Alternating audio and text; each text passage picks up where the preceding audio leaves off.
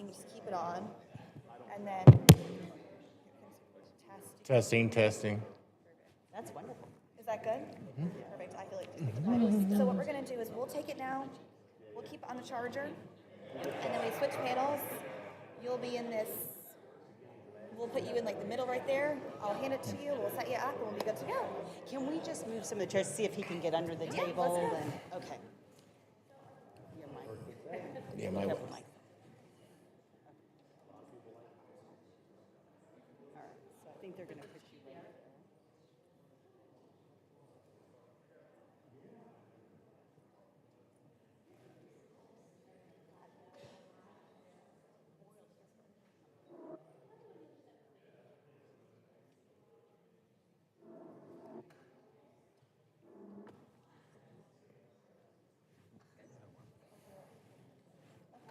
And then where will Mr. Blake be? He'll be here, and then Mr. Thomas, and then great. And then Mr. Thomas is going to go first, the one who's speaking right here. Okay, thank you. All right, so are you good? I'll take that back. Thank you. Still on.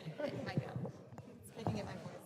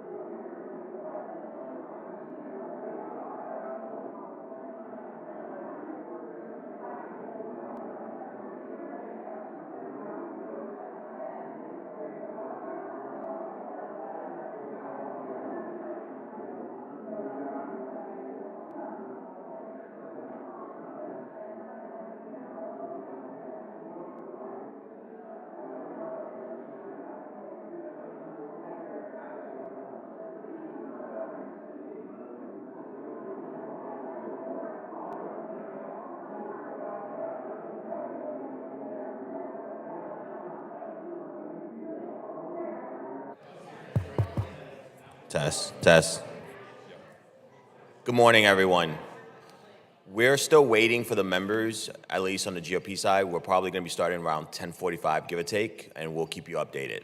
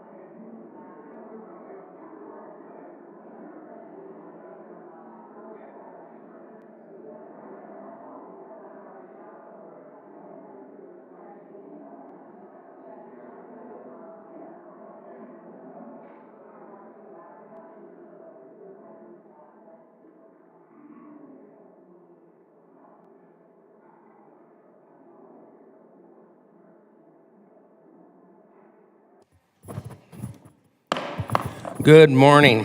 The committee will come to order. And I want to welcome the witness to our hearing today. And I do want to apologize for the late start, but we're going to get started here. But today, we will be discussing the care and benefits available to veterans living with spinal cord injuries and disorders. You know, we have not had a hearing on this issue during my time on this committee and the oversight in this area. It's been long overdue. Before we dive into it, though, there is something that I want to say, and I think it's important that I do. I'm very disappointed to see that the VA did not send a witness from the spinal cord injury and disorder or the SCID system. That's what this hearing's about. And for the VA, should have prioritized having someone here from that office that is tasked with helping the veterans and their availability to receive those benefits. And I think it's important that the people in this room, the veterans, as well as the taxpayers and the veterans who are watching this hearing, this is the third time this year where we have been declined by the VA to have the witnesses that we requested. And it doesn't matter whether we're Republican, it doesn't matter whether we're Democrat, it doesn't matter whether the ranking member was, when he was in the majority.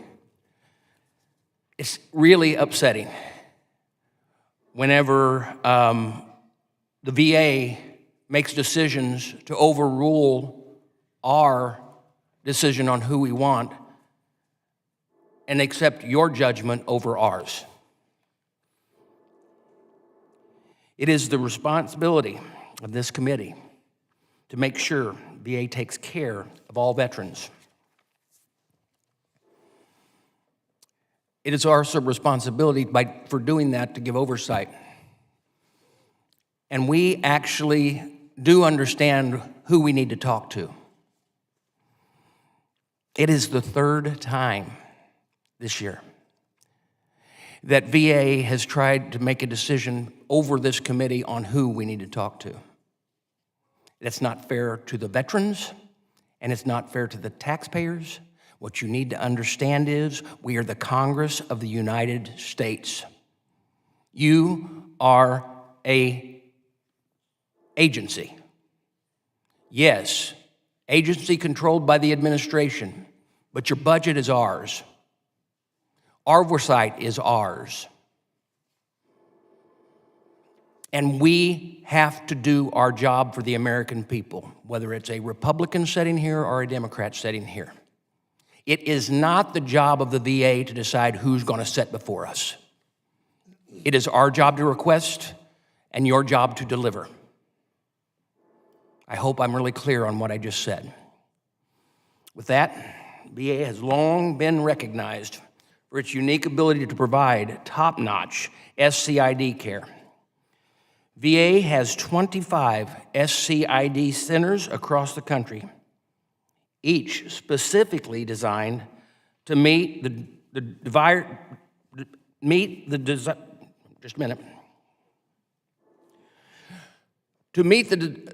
veterans'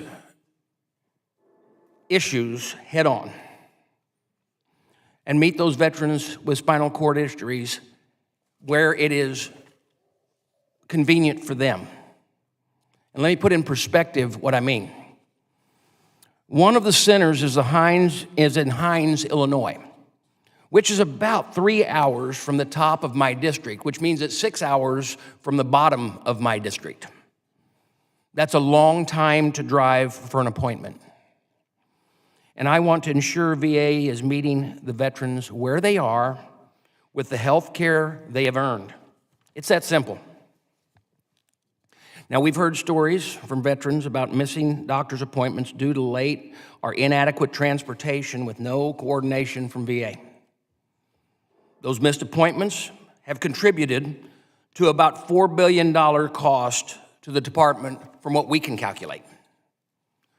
We have also heard concerns about staffing shortages that have prevented SCID centers from operating at full capacity, as well as issues with patient safety practices in the VA's facilities. Some of the VA's shortfalls in this area are addressed in H.R. 8371, the Elizabeth Dole Act, including home care, long-term care, and access to SCID systems of care. It is incredibly important that we pass this important legislation to ensure VA can meet the need of all veterans. I hope my colleagues on the other side of the aisle, and I'm sure they will put politics aside and support this life-saving bill. Today, we will also examine VA's failure to ensure all disability exams are conducted in properly equipped facilities. A recent VA Inspector General report showed that a large number of contract exam facilities did not comply with federal disability law. In this day and age, that's unacceptable.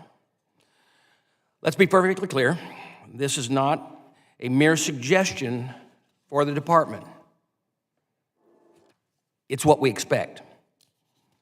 VA must ensure that the veterans they serve have access to accessible and safe exam facilities. Without that, veterans are being restricted from the benefits they've earned. We know that disability claims processing itself is difficult to navigate. Veterans should not also face physical barriers to getting an exam. Access to benefits, including VA's Specialty Adaptive Housing Grant Program, are also crucial. Yet we understand that the application and the wait times for this program can present challenges for veterans and their families that they need help. Veterans are required to receive 3 estimates before they can get approval. And it can be difficult to find builders to do the work, especially if you're in a rural area. The advantage of keeping disabled veterans in their homes not only saves money, but it also gives the veterans and their families peace of mind.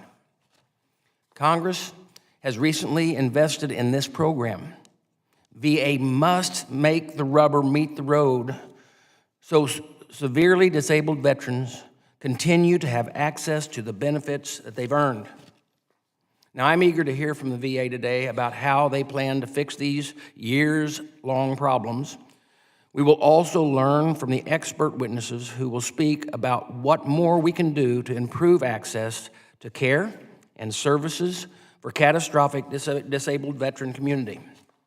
I also want to welcome the many members of the Paralyzed Veterans of America who are attending the hearing here today.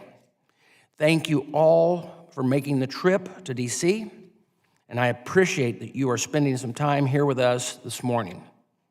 Now I'd like to recognize Ranking Member Takano for his opening comments. Well, thank you, Mr. Chairman. I'm pleased to be here today to examine how we are meeting the needs of veterans with spinal cord injuries and disorders sometimes referred to as SCID.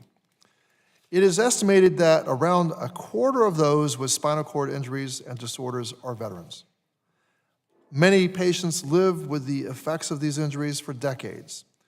It is crucial that VA can provide resources and help meet the needs of veterans with spinal cord injuries and disorders at each stage in their lifetime of care. Now, this includes access to equipment to assist them with mobility, ensuring a high level of care coordination to provide appropriate care for both preventative and chronic health care needs, and access to long-term care in settings that make the most sense for the veteran and their loved ones. As you will hear from many of our witnesses today, VA is uniquely positioned among healthcare systems to provide this standard of care. Its hub and spoke model is intended to help ensure that veterans are connected to the same high standard of care regardless of where they live. But this doesn't happen by accident. VA's position as the best provider of care for veterans with spinal cord injuries relies on continual investments in VA's infrastructure, workforce, long-term care services and supports, and other benefits for veterans with spinal cord injuries and their caregivers. I share the concerns of some of our second panel witnesses about VA's ongoing strategic pause in hiring and the impact it is having on staffing and care for veterans with spinal cord injuries. The highly specialized training and staffing ratios necessary to provide appropriate care to veterans with spinal cord injuries means that it can be challenging to fully staff VA's SCID system of care. However, workforce shortages lead to beds going unfilled, decreased access to care, and worse outcomes for veterans with spinal cord injuries. We must remain vigilant and ensure that vacancies at SCID centers are continuously filled. Now, because of the advanced training required of healthcare providers that are caring for veterans with spinal cord injuries, special attention must be paid to bolstering the workforce pipeline.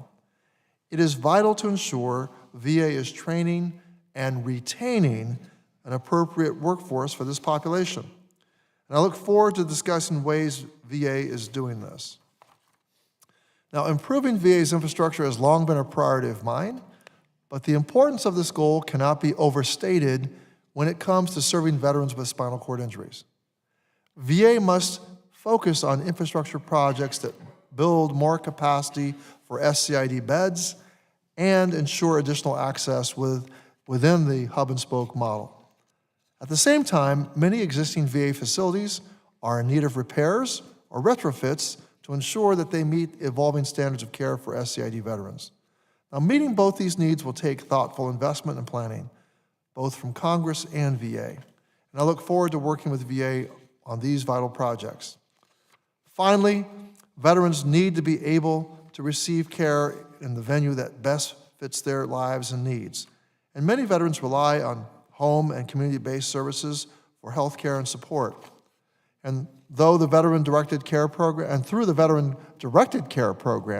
veterans with spinal cord injuries have the ability to hire their own personal care aides and engage in decisions about their care that ensures that it fits their needs and their lives. Most importantly, it is crucial that veterans receive the care that they need in the community without being subject to statutory spending caps that could drive them to institutionalized settings of care. Now, my colleague, Congresswoman Julia Brownlee's bill, the Elizabeth Dole Home Care Act, H.R. 542, meets these needs. It passed the House in December, and I urge the Senate to do the right thing to move it forward. And I agree with Chairman Bost that that politics must be set aside. And the last I heard, his party is in the majority, and they could bring a bill to the floor at any time to address those needs. So I would ask that he bring such a bill to the floor without the sort of with a bipartisan agreement, basically, on what it contains. And there's bipartisan agreement on H.R. 542. And I just want to thank all of our witnesses for being here today. And I look forward to hearing from each of you about how we can ensure the well-being of all veterans living with spinal cord injuries. And I thank the chairman again, and I yield back. I thank the ranking member for his opening statement, and we will now turn to our witness. Testifying before us today, we have Dr. Erica Scavella, the Assistant Undersecretary for Health for Clinical Services, and she is accompanied by Mr. Jeffrey London, the Executive Director of Medical Disability Examinations Office. And also on the panel, we have Mr. Steve Barshi, and the Director of Claims and Medical Exam Benefits Inspection Division of the Office of Inspector General. Dr. Scavella, you are recognized for 5 minutes to give your opening testimony. Good morning, Chairman Bost, Ranking Member Takano, and committee members. My name is Dr. Erica Scavella. I'm the Assistant Undersecretary for Health for Clinical Services, and in that role, I directly, through my Deputy Assistant Undersecretary, oversee the Spinal Cord Injuries and Disorders Executive Director. I'm accompanied by Mr. Jeffrey London, the Executive Director for the Medical Disability Examination Office with the Veterans Benefits Administration. Thank you for this invitation to testify before you today. Spinal cord injuries and disorders, or SCID, present unique challenges and complexities often requiring specialized care and support. At VA, we are dedicated to addressing the diverse needs of veterans with spinal cord injury and disorders, ensuring access to rehabilitative services, specialty benefits and services, and assistive technologies. VA's SCID system of care is a comprehensive network designed to deliver exceptional care. This system operates under a hub and spokes model, wherein 25 regional SCID centers serve as hubs, providing comprehensive care, while primary care services are rendered at VA medical centers, acting as spokes by the SCID patient-aligned care teams. Mental health services are seamlessly integrated into the care plan, ensuring a holistic approach. Mobility interventions and walking aids, including walkers and canes, manual and motorized wheelchairs, and exoskeletons are tailored to fit the individual needs of veterans, enhancing their independence and quality of life. The system also offers a range of long-term care options, including non-institutional and home-based care, as well as support through the Caregiver Support Program, ensuring a continuum of care for those in need. While serving as a Marine on his second tour in the Vietnam War, Mr. Ron Kovich suffered a spinal cord injury that left him paralyzed from the chest down. For the past 53 years, Mr. Kovich has received his primary and specialty care through VA. This past July, on his 78th birthday, Mr. Kovich penned an open letter sharing his thoughts on his VA experiences. In his letter, he stated, "I have been a patient in the Long Beach VA Spinal Cord Injury Hospital for the past week for a bladder infection. The care has been excellent. Aides, nurses, doctors have been terrific. Things have vastly improved over the years over here. Ever since I was a patient in 1971, I've had to come to this hospital many times over the years, and I've seen many changes. I can honestly say that the care here of our veterans is now second to none." VA strives to ensure every veteran's experience echoes that of Mr. Kovich. To accomplish this, we provide various initiatives and programs to improve the accessibility in medical facilities, including providing eligible veterans with reimbursement for self-arranged travel, special mode transportation, door-to-door appointments, and funding for the Highly Rural Transportation Grant Service for travel coordination in highly rural counties.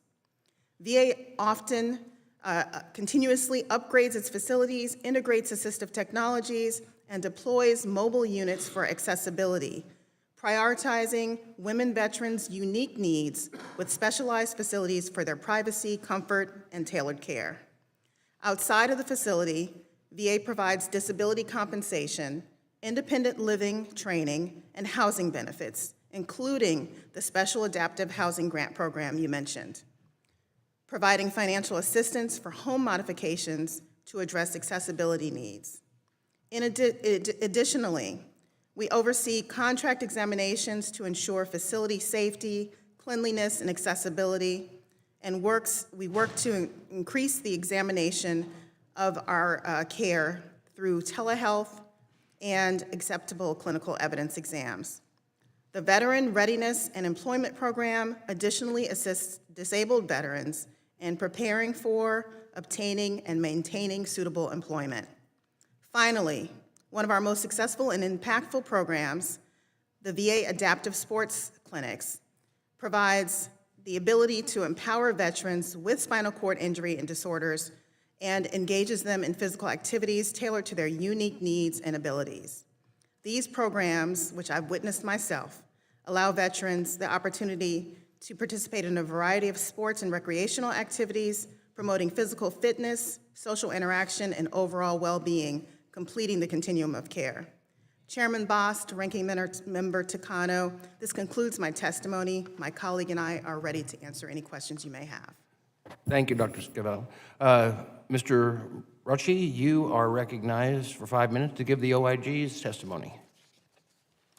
Chairman Bost, Ranking Member Takano, and committee members, I appreciate the opportunity to discuss our review of VBA's oversight of the contract medical exam facilities used for veterans' disability claims. VBA has paid contractors billions of dollars since 2017 for these exams, which may be needed to decide claims. The exams are typically conducted at the medical examiner's place of business, and those facilities must be accessible, safe, and clean. The 4 exam vendors that VBA uses are required to inspect these facilities for compliance with ADA and OSHA standards. We focused on veterans' feedback and experiences regarding the accessibility, safety, and cleanliness of the contract exam facilities. While we are not ADA or OSHA compliance officials able to cite specific violations, we did identify deficiencies at 113 of the 135 facilities we visited. These deficiencies created needless burdens and safety concerns for veterans with mobility issues and those with spinal cord injuries and disorders. We found that the deficiencies went largely undetected by MDEO because that office did not provide sufficient oversight of the vendor's self-certification of ADA and OSHA compliance. In 2021, VA modified the vendor's contracts by removing the requirement for MDEO to conduct random as well as complaint-based site visits. Notably, in fiscal year 2022, MDEO did not conduct any site visits based on veterans' complaints. Our finding was bolstered by 4 determinations. First, MDEO lacked independent access to the current inventory of contract facilities. By depending on the vendors to provide this information, MDEO could have incomplete lists. In fact, 2 vendors could not provide a definitive number of exam locations. Our first recommendation asked MDEO to maintain a list of the contracted facilities. While this may be the contractor's proprietary information, VA routinely handles this critical information like this in other areas and can protect this information in the same manner. Second, MDEO allowed the vendors to give customer satisfaction surveys rating their own performance to veterans instead of using an independent survey vendor. This may have resulted in VBA lacking a full picture of veterans' experiences. Therefore, we recommended that veterans receive the comment cards directly from an impartial survey provider.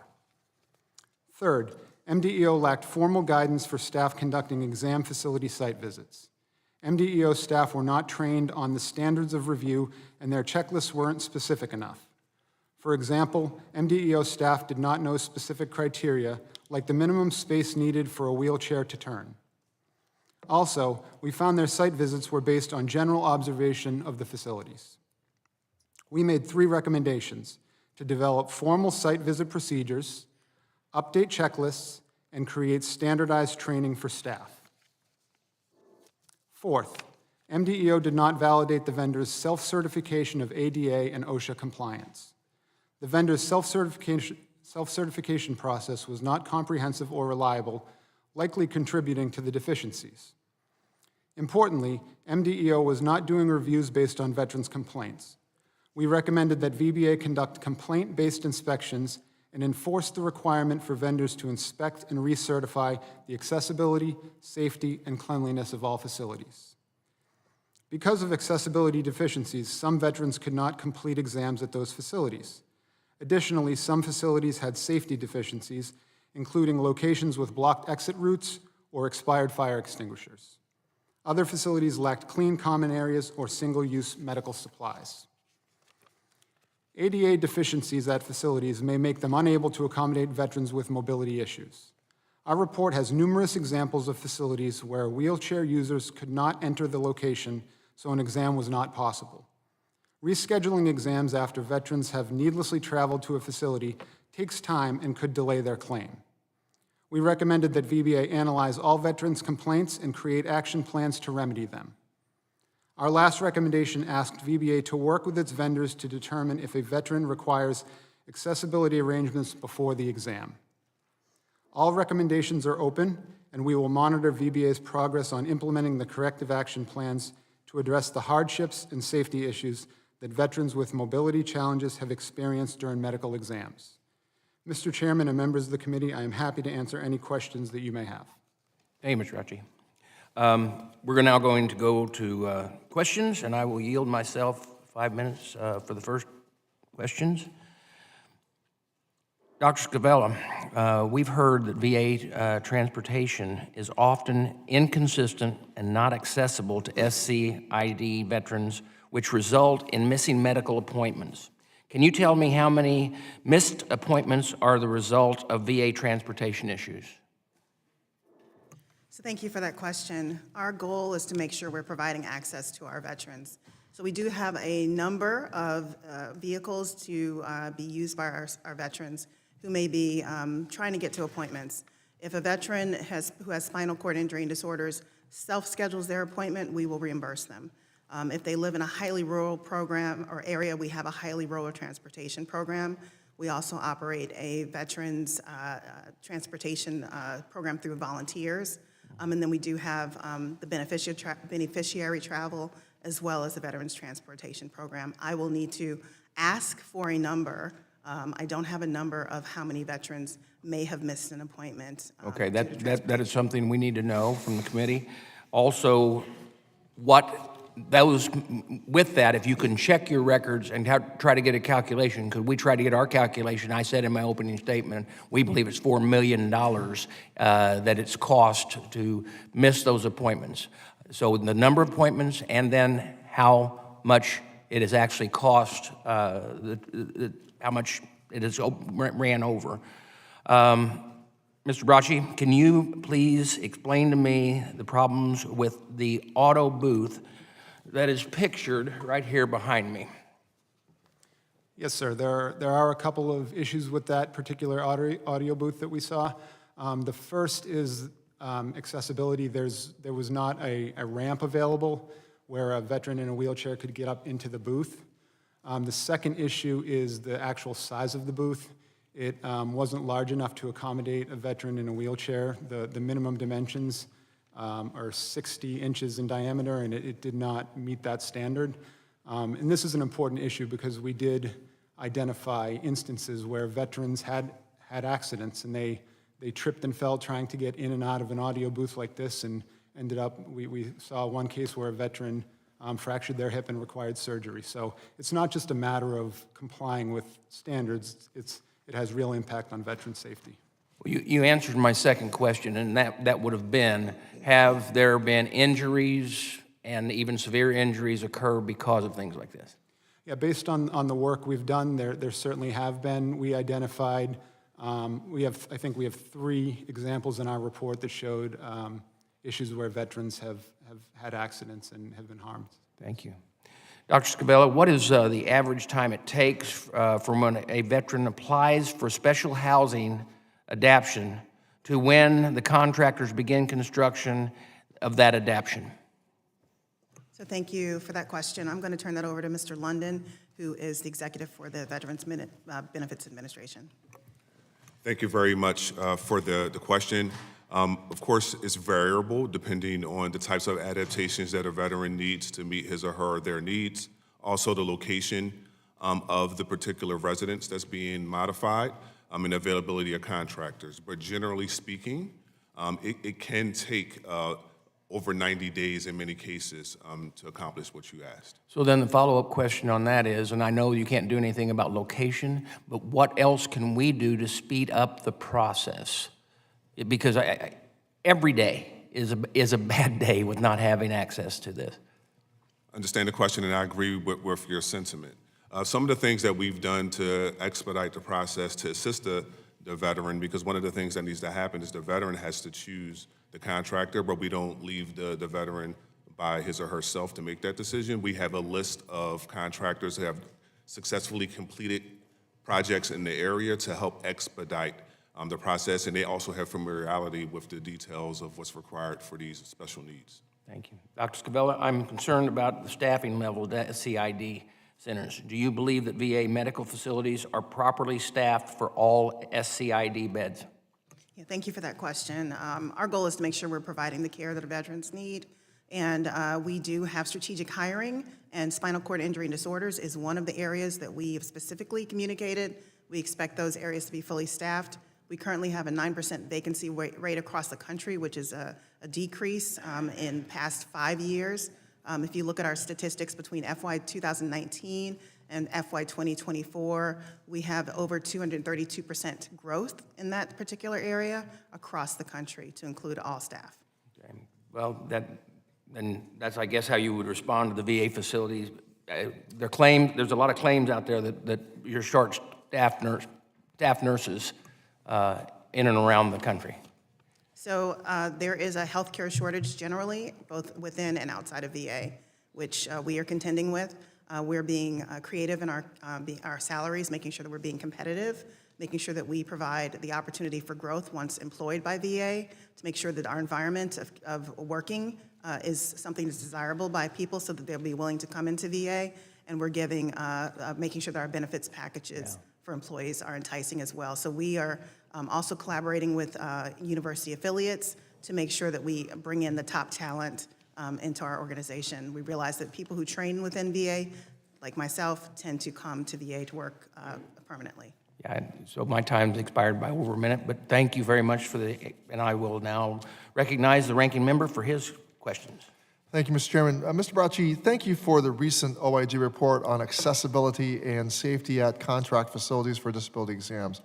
Veterans may only use these facilities for a one-time exam, yet OIG found physical barriers that hindered access for veterans who use wheelchairs, among other things. Now, I'm concerned that there may be similar issues with private sector providers that veterans are referred to once they start using the VA healthcare system. Has OIG looked at VA's community care network providers and whether they're meeting ADA and OSHA standards? To my knowledge, we have not looked at that issue. Okay, well, thank you. Would you tell the Inspector General Missel that I would like him to look into this issue? Yes, I'll say. Thank you. Dr. Scavella, I understand that as of last month, only 153 of the 181 long-term care beds that VA is required to have in operation at its SCID centers are actually available for veterans. Can you explain why? So thank you for that question, Congressman Takano. We have some challenges in some places doing staffing, and then there are a variety of reasons that may affect our ability to have a bed open.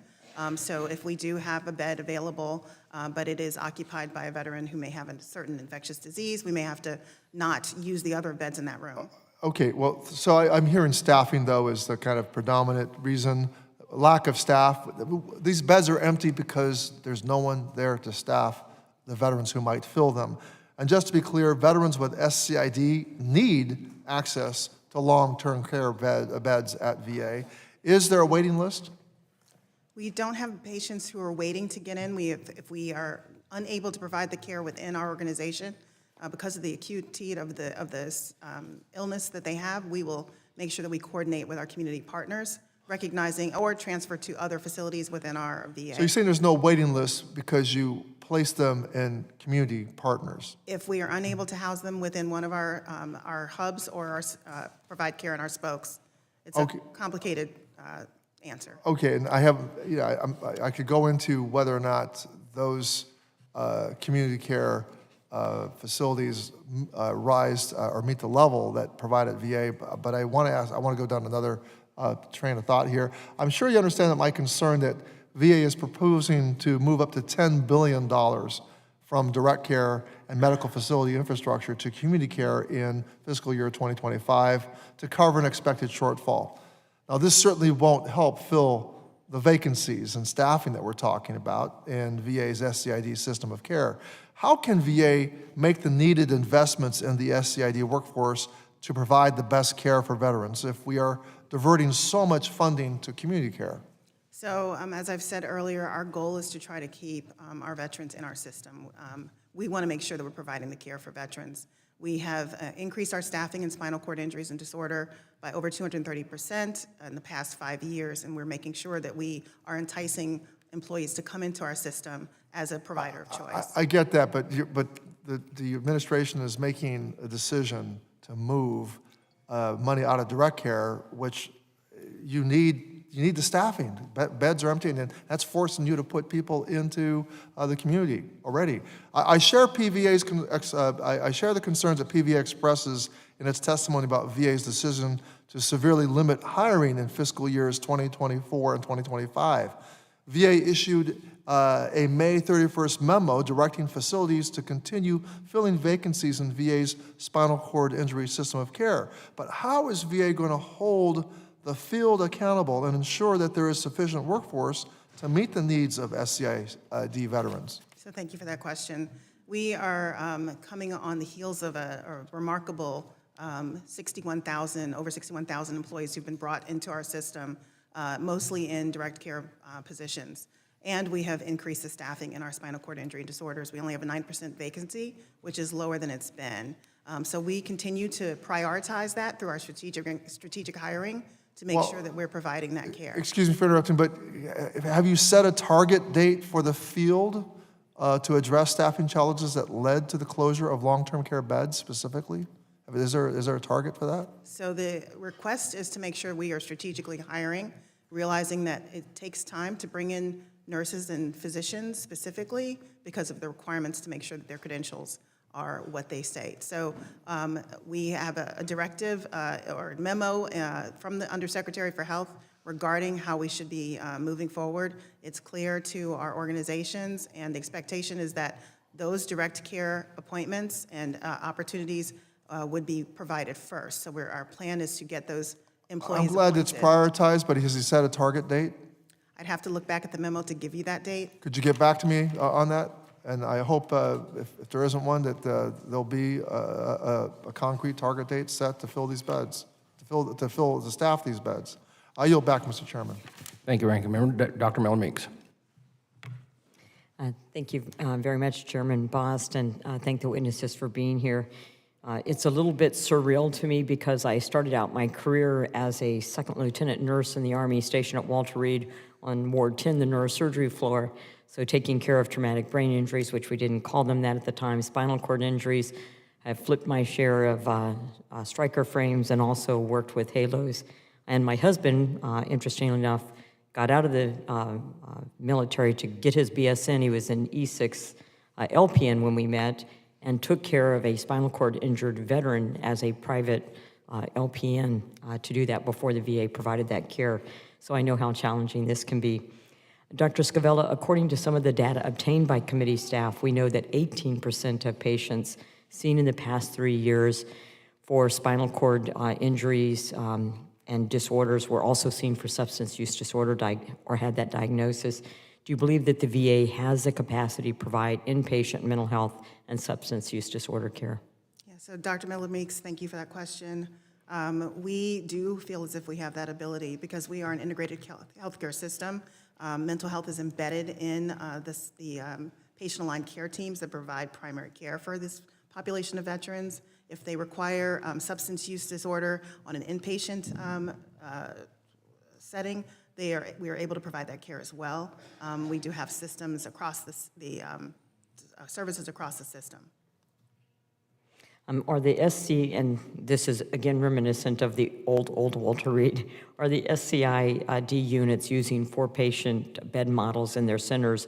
And do you believe that having 4 patients in a room is appropriate for minimizing risk of infection and creating a healing environment? Yeah, so Congresswoman Miller Meeks, thank you for that question. We have older facilities, as you just reminded us of, that do have 4 beds in some rooms. We are constructing facilities that do not have that configuration. So our goal is to try to reduce the size of the rooms to make sure that we're giving patients the privacy, both from a mental capacity and from a healthcare capacity. So that is not the standard at this point in construction. When and where possible, we will not use all 4 beds in a room to make sure that we are giving patients the privacy that they require. Thank you. And just to follow up on Representative Takano's question, what are the main barriers, and you may have answered this, to staffing SCID centers as opposed to other VA medical facilities? Yes, so thank you for that question. We understand that this is a highly skilled area, as you just mentioned during your experience. These veterans require lots of care, lots of patience, and so it takes a certain type of clinician or professional to be a provider of that care. So making sure that we recruit, retain the highest skilled employees in those areas is really important. We want to make sure that they have the highest quality, and so we review that on a regular basis through our ongoing professional practice evaluation. And we also want to make sure that once we bring them in, that we're giving them the tools to grow as professionals to make sure that they stay with us and continue to serve veterans. I would say it was some of the most rewarding medical care as a nurse or a doctor that I'd ever administered.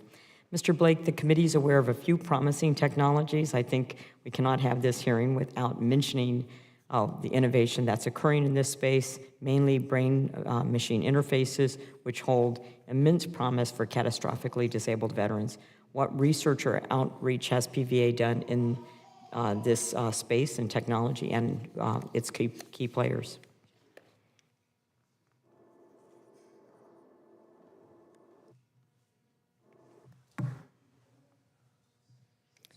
Excuse me, second panel.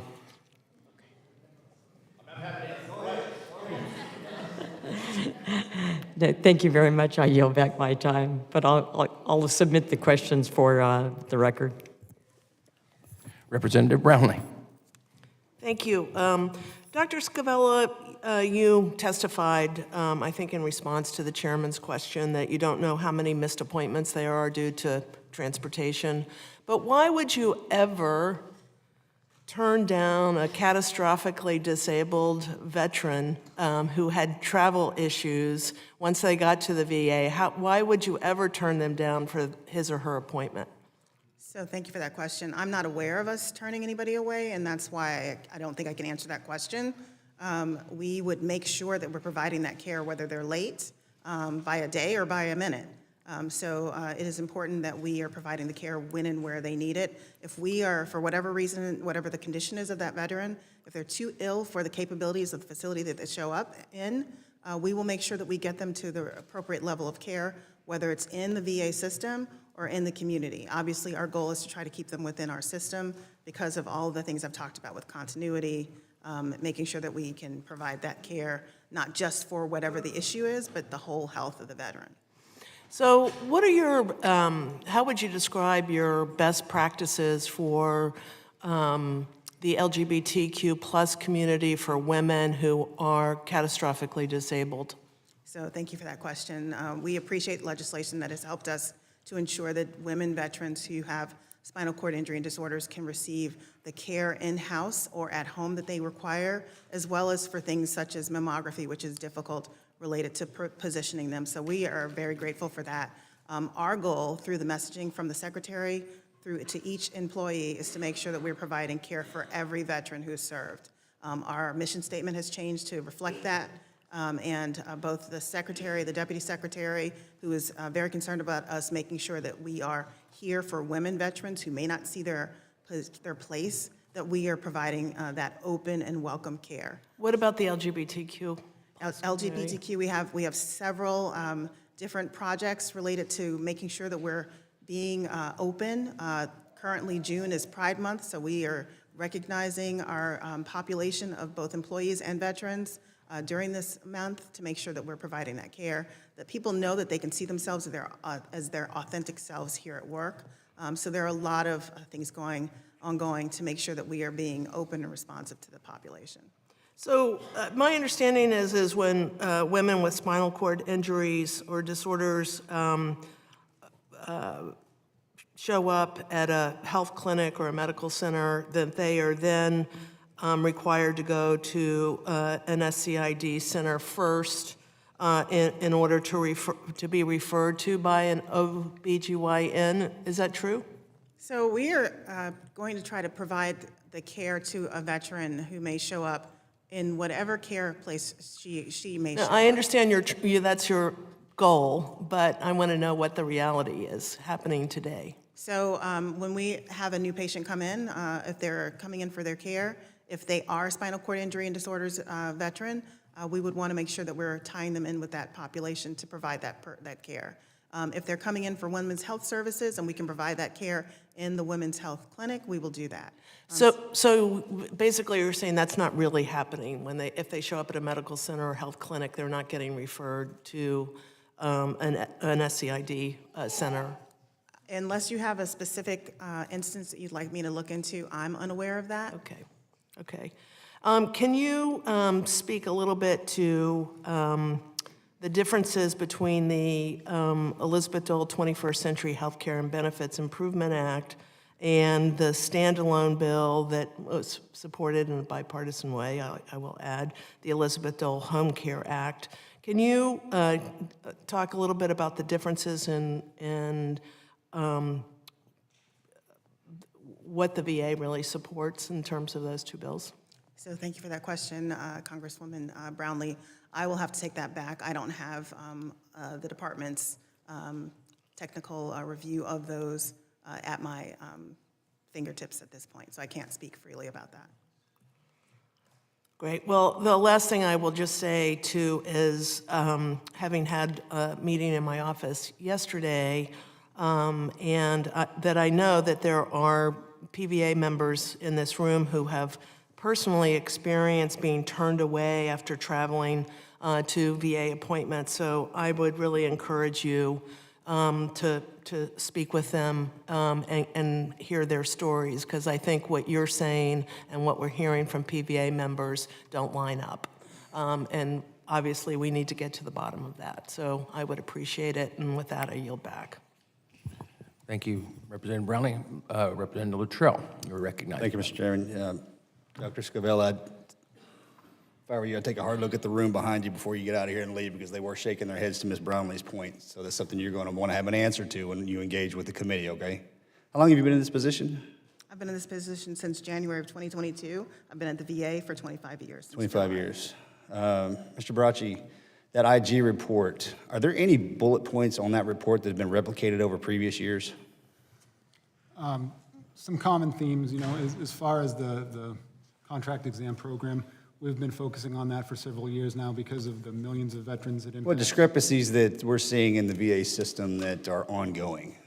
I would say that just the oversight by MDEO, we see that continuously. I will say that they address issues as we identify them and as we make recommendations, but it's the proactive oversight up front. Well, the oversight report that you submitted and the previous oversight report that we've engaged with are stating the same thing over and over again. So, Dr. Scavelli, can you tell me why the VA system is, I guess in my opinion, I'm going to say taking this kind of haphazardly and not engaging with, I mean, when you have spinal cord injuries, again, I'm saying because I'm looking behind you and I'm seeing everybody, right?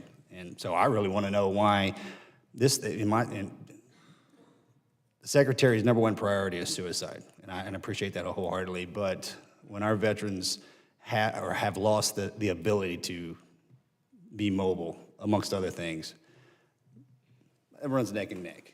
And if we continue to have an IG report that's pretty much beating the hell out of the VA, I want to know why the leadership's not taking advantage of the situation and fixing the problem.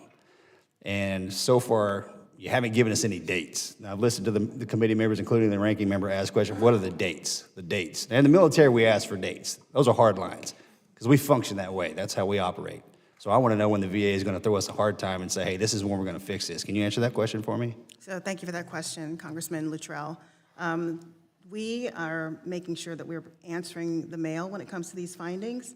I'm in the Veterans Health Administration. What does that mean? I'm going to turn this question over to the Veterans Benefits Administration, who runs this program. I do not oversee it. Mr. London. Congressman Luttrell, thank you very much for the question.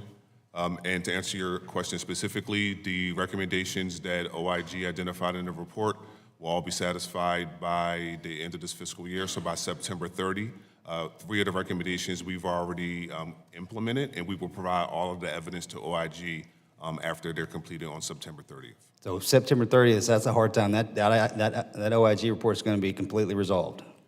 Yes, sir. And yes, sir. And last year, when I testified before your subcommittee, you challenged me to make sure that you were going to hold me accountable, and you can hold me accountable for those dates as well. Absolutely. Thank you, sir. And I respect your leadership and honesty. Thank you for doing that. My second question is, I ran into a lovely young lady. She was over in Longworth Building, and she had, and for the life of me, I can't remember the exact mechanism that she has a robotic mechanism that allows exoskeleton. Thank you, Mr. Van Orden. And hearing her story of what she had to go through to get that, she ended up having to pay for it on her own, her and her family. And she was telling me the story. And she was a Marine, by the way, so you can only imagine how engaging that story was. My curiosity is, why hasn't the VA stepped up in that space? Sure. Thank you for that question, Mr. Luttrell. When it comes to exoskeletons, because of the level of independence that's required, there are certain requirements that need to be in place in order to determine which veterans are best suited to actually have an exoskeleton. We have to weigh the benefits and the risks. The benefits are increased mobility and increased autonomy. However, the manufacturers of exoskeletons require the assistance of another person. So even though a veteran may be moving around, in order to get into and out of that equipment, they do require another person to be around. That is stated by our veterans as the largest barrier to them Sure, actually. yeah, her father was with her. But I think there may be a communication breakdown because the VA did not come through with her, and she benefits greatly because of her exoskeleton. So I don't know by, with, and through the organization how we need to move the pieces on the chessboard to fix this. I think there's a way to do that, to fix this problem set.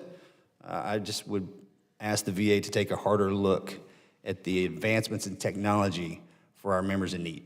So thank you for that statement. We are continuing to look at innovative projects and programs to support our veterans.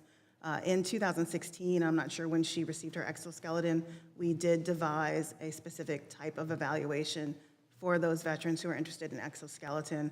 There are a number of other types of innovative technologies to include neurostimulation and other types of equipment that can help our veterans who have spinal cord injury and disorder. But again, everything is evaluated on a case-by-case basis to make sure that it's the safest for veterans. The downside, unfortunately, of some of these is because of the mobility issues, is that they can have skin breakdown, which can lead to infections and other problems, as well as some other neuromotor issues that can happen with spinal cord injury disorders veterans. So we need to make sure that we're providing care that's not only what they want, but what we think is safe. Thank you, Doctor. I yield back, sir. Representative Landon, you're recognized.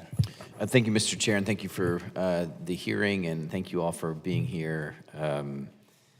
The GAO report that my colleagues have been talking about, we're talking about here, the number of deficiencies, something like 85% of the facilities had one or more deficiencies. I don't want to get into that. I mean, I appreciate the comment about the report and the fact that the recommendations will be dealt with in some period of time. I have a larger question, which I typically ask around continuous improvement and hospitals in general. We think of them as places where, good things happen and bad things don't.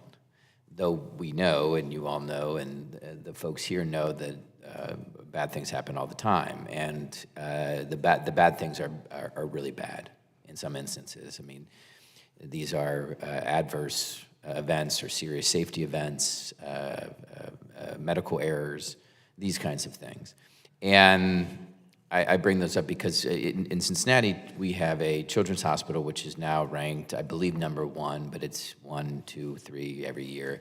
And they got that way based on a commitment to being the best at getting better. That's what the board decided. That's what the leadership decided. That's what surgeons and nurses and everyone affiliated with the children's hospital in Cincinnati decided. And it took them years.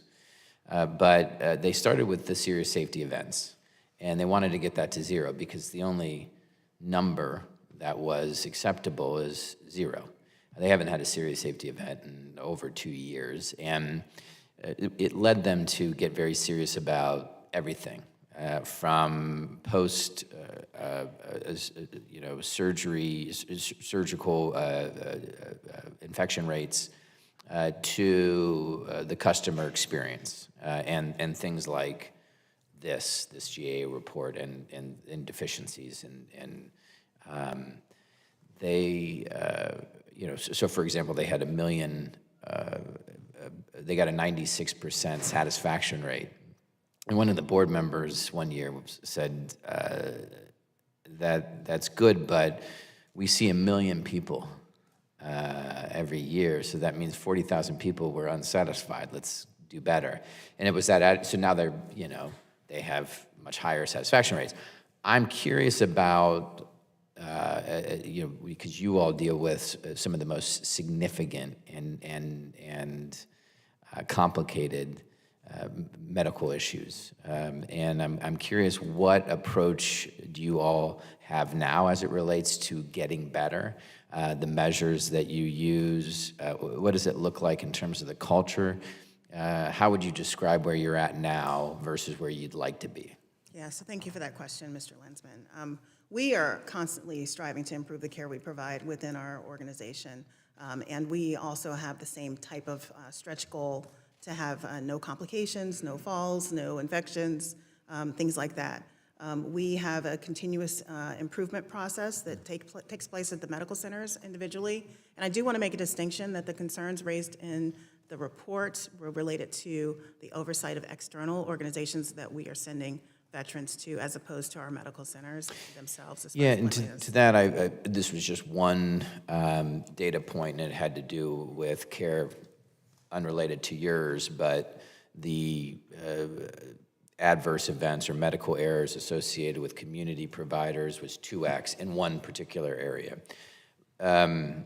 But we have contracts with those organizations, and presumably they could, you know, ascribe to or be required to ascribe to the same continuous improvement and performance measures as us.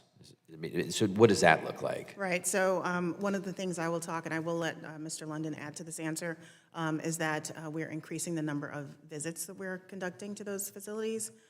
You know, this is coming off the tail of the pandemic, where first we didn't travel because it was unsafe, and then there was still a restriction on travel. But Mr. London, would you like to add to that?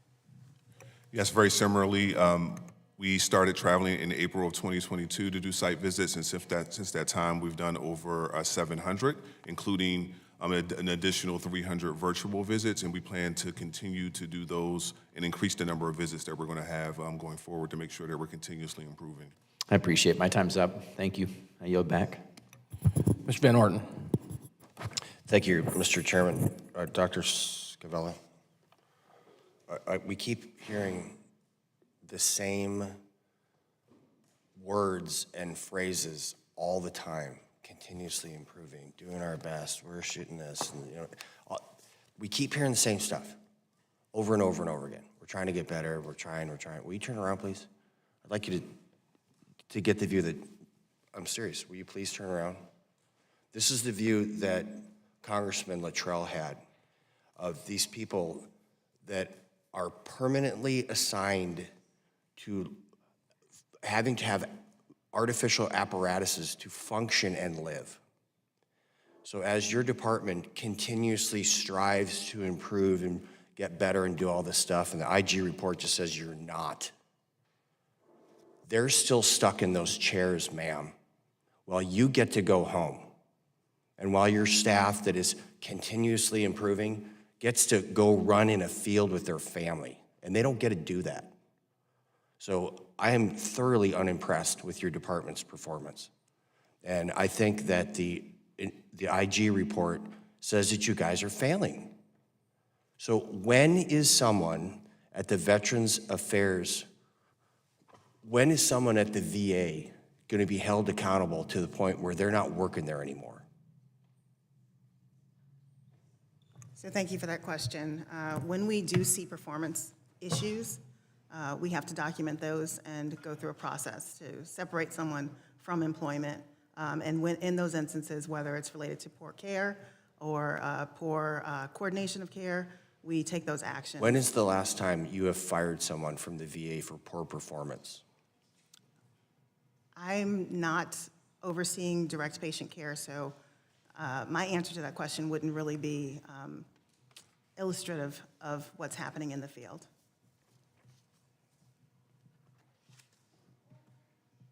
Okay.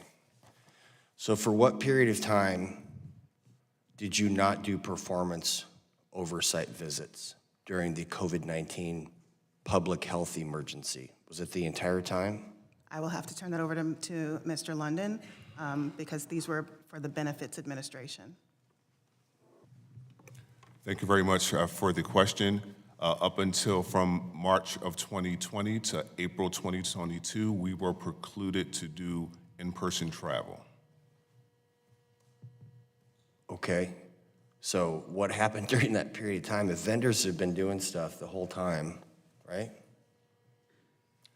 Yes, sir. The vendors were responsible contractually to ensure that each facility that they're used to send our veterans for examinations were safe, sound, and met the requirements of the contract to include OSHA and ADA. Did you sign an employment contract, sir?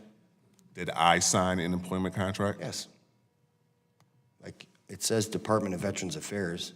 I'm employed by the Department of Veterans Affairs, yes, Okay, sir. so you signed an employment contract to be held accountable to the people that are sitting behind you essentially in wheelchairs, correct? And yet you failed to do your job during the entire COVID-19 thing, but you expected other people to do theirs, is that right? Mr. Van Orden, I appreciate your question. I want to make clear that I joined this office in December of 2021. As soon as we were required or allowed to travel, I actually went with the team and did site visits personally to make sure that these sites met requirements. So as soon as I was able, Who's your predecessor, under my sir? accountability, sir, that's what I'm here to do. Mr. London, who's your predecessor? My predecessor is now retired. Okay, did they retire with full benefits? I'm unaware of his situation.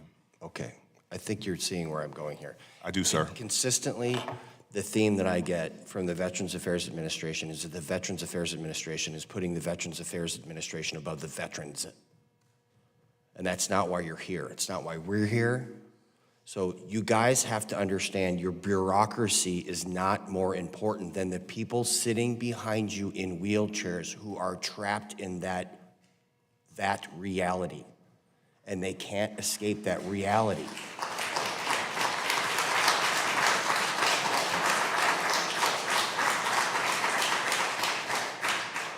They're clapping for the hope that there will be accountability in the Veterans Affairs Administration, and I join them. And with that, I yield back, Mr. Chairman. Representative Budzinski. Thank you, Mr. Chairman, and good afternoon, everyone. I'm glad we're having this important conversation today about the unique issues that are affecting our veterans with spinal cord injuries and disorders, SCID. As my colleagues have spoken to and the OIG report outlined, there is a lot of work to be done for this vulnerable community. I want to focus on an area that I'm particularly interested in seeing improvements, which is with the veterans, the women veterans living with SCID. I've attended several congressional women veterans roundtables with VSOs who are leading in the women's space, including Paralyzed Veterans of America. And I just recently hosted my second Women Veterans Roundtable at home in my district and have heard specific concerns related to today's topic. Women veterans already face very unique barriers when seeking care. And those barriers are only exacerbated among women veterans living with SCID. Many of our health clinics or specialty areas within VA continue to lack basic accessibility measures for those with SCID, and the cooperation among the SCID system and women's health facilities continues to be severely lacking. As you know, one of the main SCID centers in the Midwest is located in the St. Louis VA system, which serves many veterans, including many in the southern part of my district in Illinois. And I want to ensure we're equipping it with the resources needed to provide adequate care for women vets living with SCID. Dr. Scavella, I believe that the VA continues to be the best system for our vets with SCID to get care. But we have to improve what I believe to be communication between systems. So my first question for you is, what steps is the VA going to take to ensure better cooperation and continuum of care between SCID systems and women health clinics in particular? Yeah, thank you for that question. We continue to partner with our women's health clinics to make sure that they are able to meet the unique needs of the spinal cord injury and disorder community. We are making sure that facilities have the appropriate equipment as well as space to make sure that our veterans who are women coming in for gender-specific care or other care are afforded the privacy, the comfort that they are entitled to. So those are things that are undergoing. The WISE funding has been particularly useful in making sure that we have the ability to provide that care. as well as other pieces of legislation that specifically address mammography and access for women who are spinal cord injury and disorders. Is there anything specifically that you could speak to, just in observations in what women's health clinics are equipped with today, that would be something immediately helpful to help those women veterans with SCID kind of better integrate into a women's health clinic? Yeah, thank you for that question. So when we are constructing newer facilities, we are ensuring that doorways are wide enough, that rooms are able to be modified and transitioned so that we can accommodate veterans who may be coming in using motorized wheelchairs, which tend to be larger. And then we can do appropriate gender-specific care in those spaces with our employees who are skilled and trained in those areas. So that's what we're doing with our newer facilities. We do recognize that some of our older facilities have some more challenging navigation, especially for some of the newer motorized wheelchairs that may not be able to get through those spaces. Okay. I wanted to highlight there have been instances of women with SCID getting a late diagnosis because they had to put off appointments due to these accessibility issues at their nearest women's VA clinics. And this is especially true, as you've just highlighted, for women with SCID who are using wheelchairs. So, Dr. Scavella, how is the VA going to improve access? You talked about the needs, but what are kind of immediate next steps that we can do regarding access to gender-specific care for women living with SCID? And how can we ensure facilities, again, you've pointed out the things that need to happen, but what can we do to take immediate action to make sure that's guaranteed so our women veterans get the care they need? Yeah, so we'll make sure that we talk to each of our veterans to understand exactly what they need.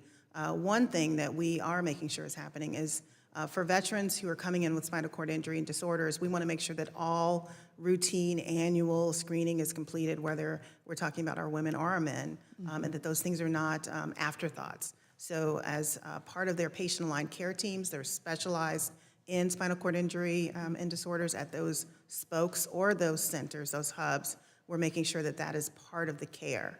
And it may look different. We may not bring you physically to a place to get that care. We can provide that care to you either in the facility, in the hospital, or in your home. And then there's telehealth as well as other modalities to make sure that we're doing what we need to do. Okay, thank you. Lastly, PVA leaders testified at a recent Senate hearing that when providers are made available to SCID clinics to provide OBGYN services, they are often general practitioners that are unable to answer questions specific to women vets living with SCID. Dr. Scavella, again, what can the VA do to better prepare practitioners to provide culturally competent care for women veterans living with SCID that need these services? So thank you for that question.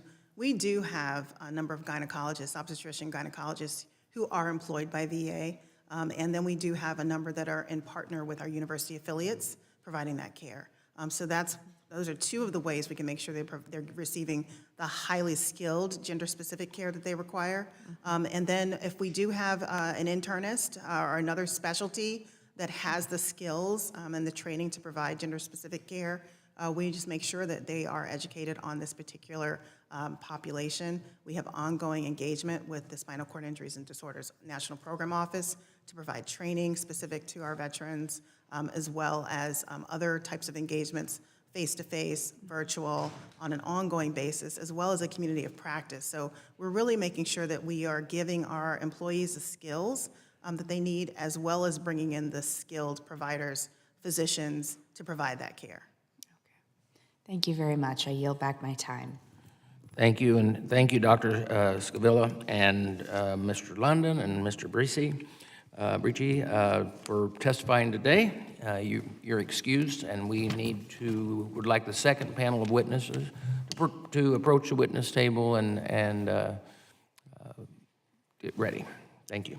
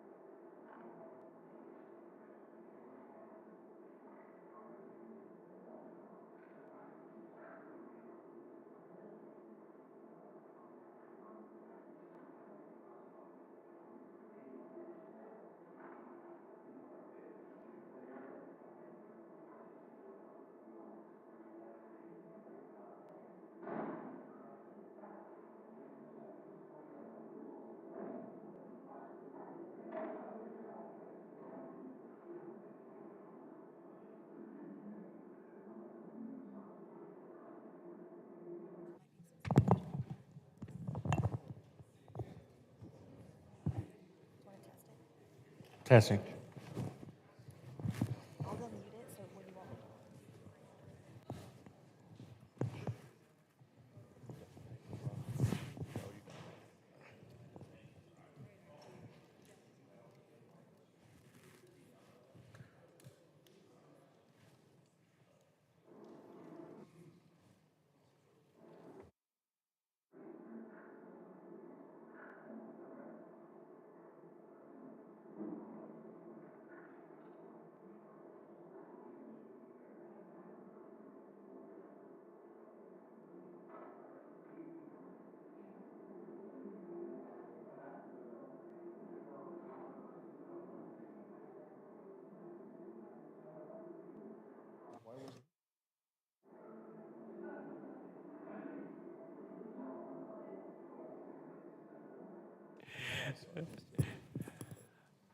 I would like to welcome Mr. Robert Thomas, the National President and Chairman of the Board of the Paralyzed Veterans of America. And accompanying him is Mr. Carl Blake, the Executive Officer for Paralyzed Veterans of America. Mr. Thomas, if you would, I would recognize you for 5 minutes to give your PVA's testimony. Thank you. Chairman Boss, ranking members Takano, and members of the committee. I appreciate the opportunity to testify on behalf of the tens of thousands of veterans with spinal cord injuries and disorders who rely on the benefits and health care available through the Department of Veteran Affairs. For nearly 35 years, I have navigated the VA health care and benefits system following the spinal cord injury I sustained while on active duty. The care and benefits available through the VA not only saved my life, but have given me the ability to have a family, work, and serve my fellow veterans. Most recently, as you stated, as Paralyzed Veterans of America National President and Chairman of the Board. I received my medical care through VA's direct care system. However, about 10 years ago, I was in a motor vehicle accident. I was taken to the nearest community hospital for immediate care. I recall the emergency room doctor asking me if I was in pain from the accident.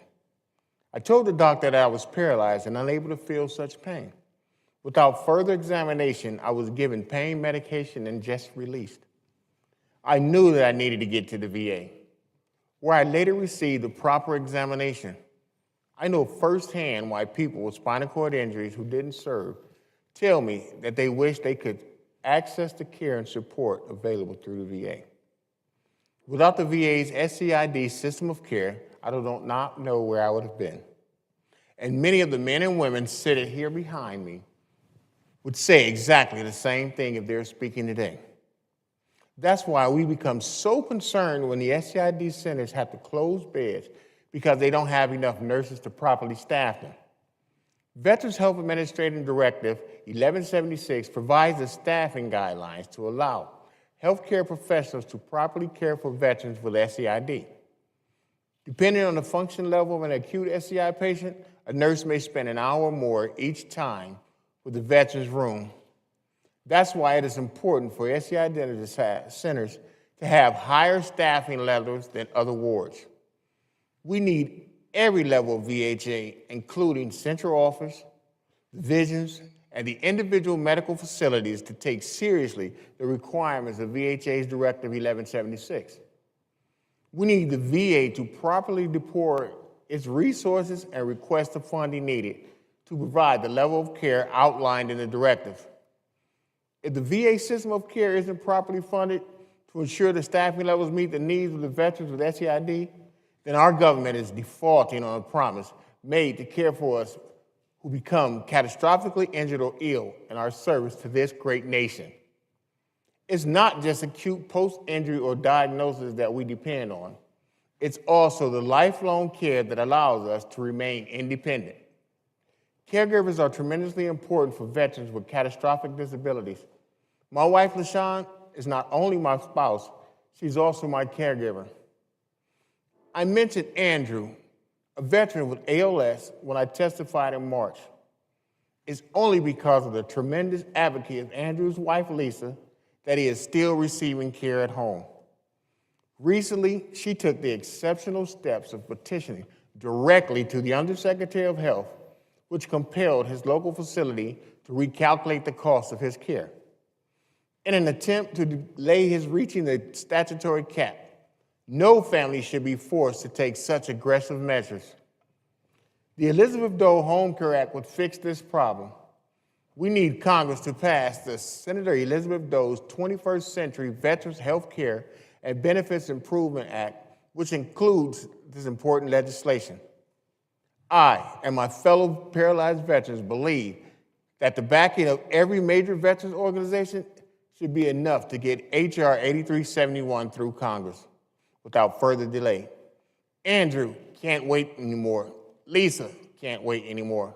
We can't wait anymore for Congress to do the right thing and pass this bill.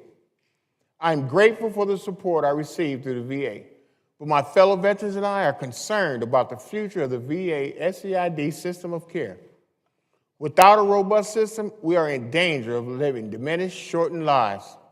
This is not what we fought for, and it is not what we will settle for. Thank you for the opportunity to provide you with my perspective on VA's SCID system of care, and I'll be happy to answer any questions. Thank you, Mr. Thomas. Mr. Blake?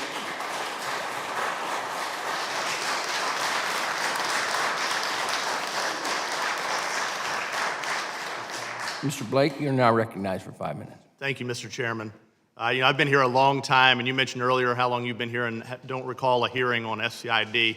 I've been here a lot longer than you have, and I can't recall an oversight hearing on this, so I certainly thank the committee for its willingness to address this issue today. I sat there last night, and I was trying to think, what could I tell you that would get your attention, that would get people to listen and understand what Robert was just saying? I've never told my story, ever. It's just a personal thing I don't do because it's personal, but I'm going to share a little bit of my story. I am a PVA member. I have a combat-related spinal cord injury. I was told by the Army once, if I don't die, I will never walk again. I was told by a private medical facility, there's no chance this person will ever walk again. I rolled into the VA SCI Center in Richmond, Virginia on a gurney, and I walked out of there after 12 months of rehab. The VA did that. So while the VA gets a bad rap and gets beat up, it is a valuable system to our members. I do want to say, I appreciate Dr. Scavello's testimony. Clearly, she's spent a lifetime committed to veterans and the VA, and she's to be commended for that.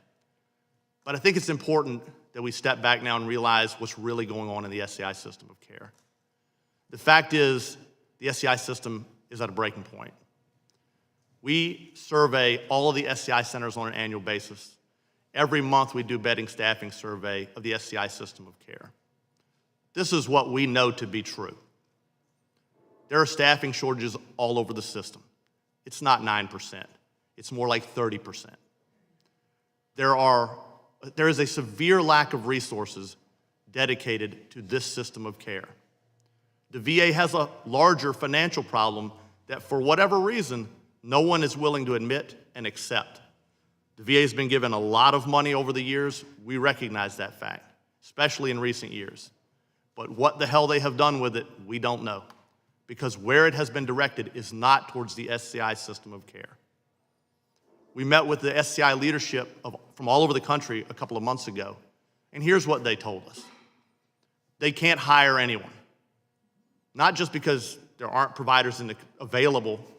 There are no incentives to bring people on. There are people who are interested in working in the system, and those are the most dedicated people. The system is not set up to bring those people on board in an efficient manner, and most of the time they're lost. The HR process is broken. It does not serve the needs of the system to bring people in an expeditious manner. We've heard a lot about net zero growth in VA because of the fiscal challenges it has. It's not net zero, it's net negative. This is what's happening in the SCI system of care. When a position comes open, it's not only not being filled, in some cases it's being abolished, taken off the books. The VA's handbook 1176 expressly says this is what the staffing methodology and model should be for VA, and these are the policies and processes that should be followed for providing direct care. And those leaders across the system told us that they have been told at the local level and even up to the VISN level, we don't care what 1176 says. We are not beholden to that. It is not the law. That's bullshit.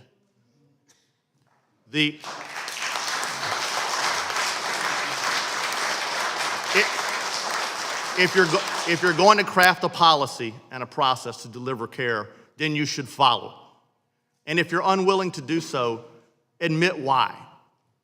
As it is, our members are struggling to get the care that they need, and the system is at a breaking point. We don't want to ask Congress for more money. We recognize the challenges that is faced across the entire spectrum.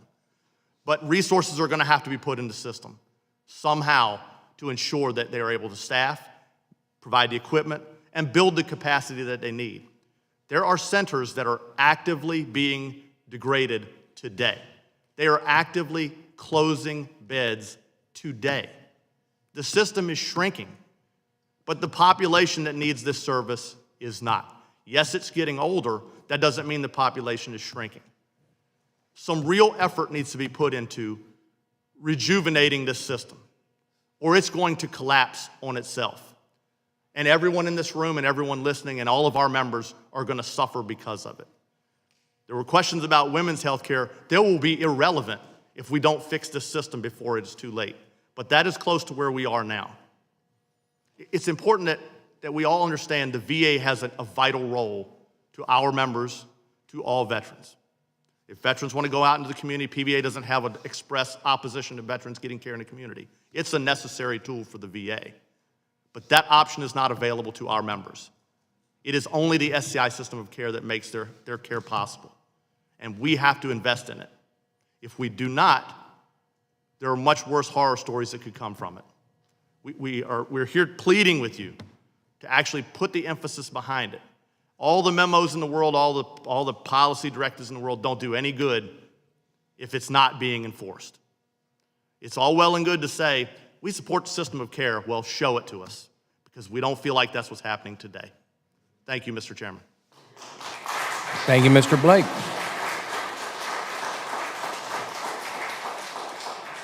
I now recognize Ms. Sonia Sotak, the Chief Government Affairs Officer of IMALS, for 5 minutes to deliver your testimony. Good afternoon, Chairman Boss, Ranking Member Takano, and members of the committee. It is my honor to be invited to testify today on behalf of IMALS and the ALS community, including the approximately 6,000 veterans living with ALS in the United States. ALS, commonly known as Lou Gehrig's disease, is a 100% fatal neurodegenerative condition. Upon diagnosis, individuals are told, get your affairs in order, go home, and prepare to die, with the current survival rate being 2 to 5 years. ALS strips away a person's independence, gradually robbing them of the ability to walk, speak, and eventually the inability to breathe. Tragically, every veteran diagnosed with ALS will succumb to this disease, regardless of how hard they fight or how hard their valor is. Every veteran will lose their battle against ALS.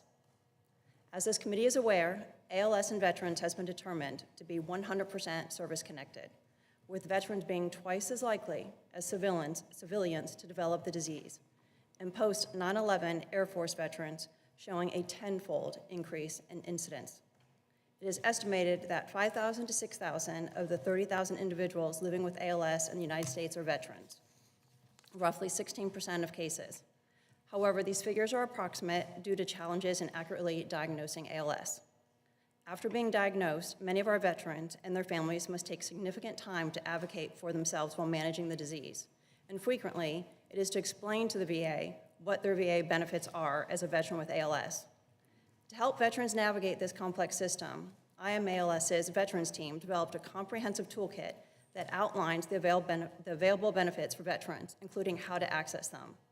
While our community of veterans with ALS are incredibly grateful for the VA benefits available to them, this toolkit underscores the complex nature of the benefit structure, which often leads to veterans and their families diverting valuable time and energy to navigate and advocating instead of being able to focus on their health.